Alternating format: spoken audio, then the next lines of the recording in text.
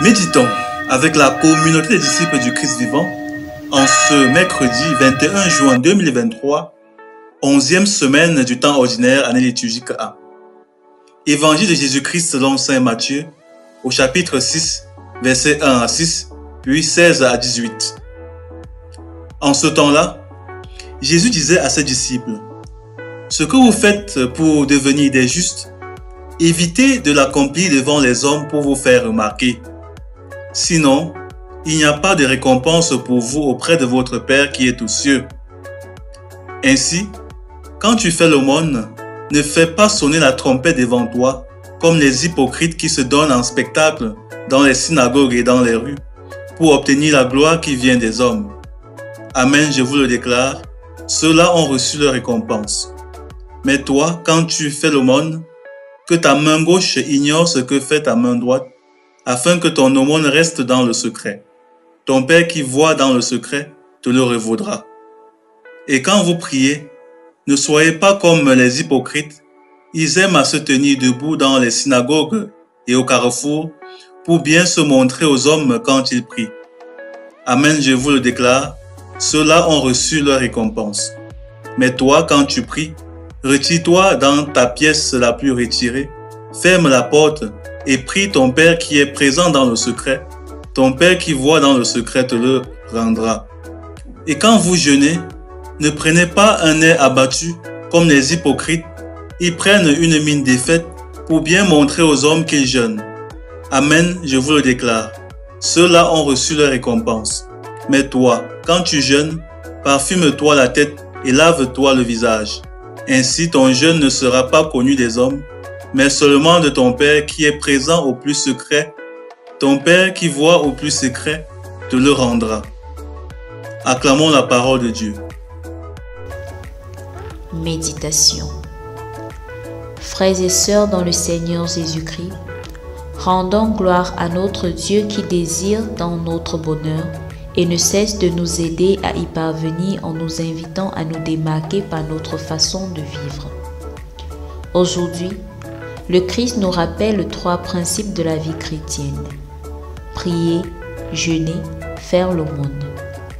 La question qu'il aborde n'est pas celle de savoir si nous les vivons, parce qu'ils sont à la base de la vie de chrétien. Mais la question est comment nous les pratiquons et quelles sont nos motivations. Jésus nous dit que tout doit être fait dans la discrétion, car le but du chrétien n'est pas d'attirer l'attention sur lui, mais d'agir pour la gloire de Dieu. Il s'agit donc d'être chrétien et non de le paraître, puisque ce qui compte, c'est notre vie intérieure et non celle extérieure. Le chrétien n'est pas en spectacle sur la terre. Nous ne sommes pas là pour impressionner les autres, mais pour travailler pour le compte de Dieu. Ainsi, avant de prier, de faire l'aumône ou de jeûner, demandons-nous quelle est notre réelle motivation. Est-ce que nous prions parce que nous voulons connaître la volonté de Dieu et être proches de lui? Ou est-ce pour montrer aux autres que nous connaissons toutes les prières usuelles et savons formuler de belles phrases? Et quand nous faisons l'aumône, est-ce vraiment par charité envers le prochain? Ou est-ce pour montrer que nous sommes généreux et attirer sur nous l'admiration?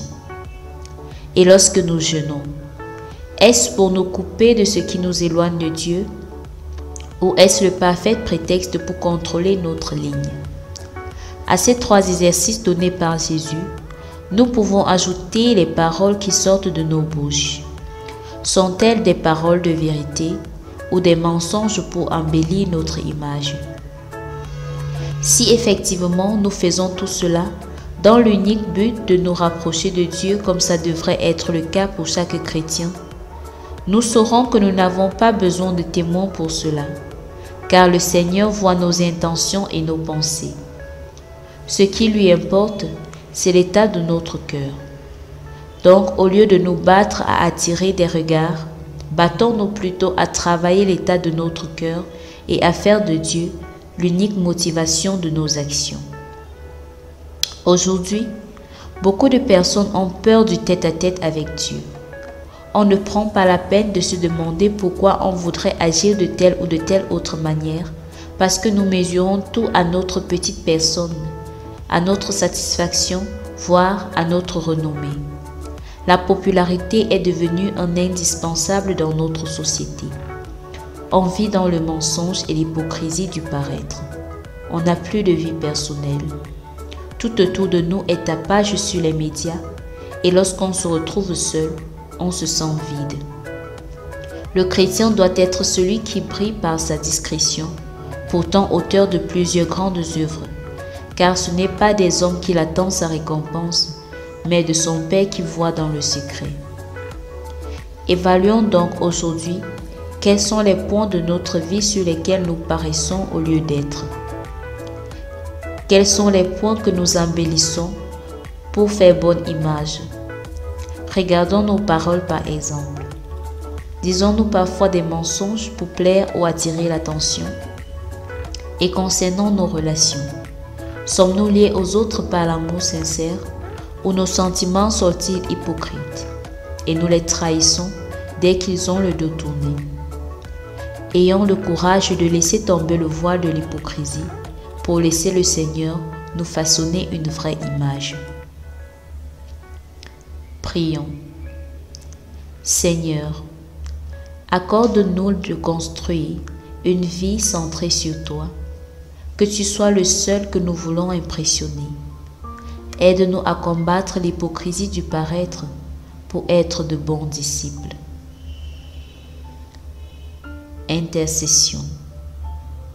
Pour tous ceux qui aiment agir sous le feu des projecteurs, que le Seigneur leur enseigne la beauté d'une vie d'intimité avec lui, ainsi que la grandeur de la récompense qui ne vient que de lui seul. Sainte Marie, intercède pour tes enfants. Exercice spirituel. Quels sont les aspects de notre vie sur lesquels nous paraissons au lieu d'être? Réfléchissons-y et décidons-nous de cesser de vivre dans l'hypocrisie.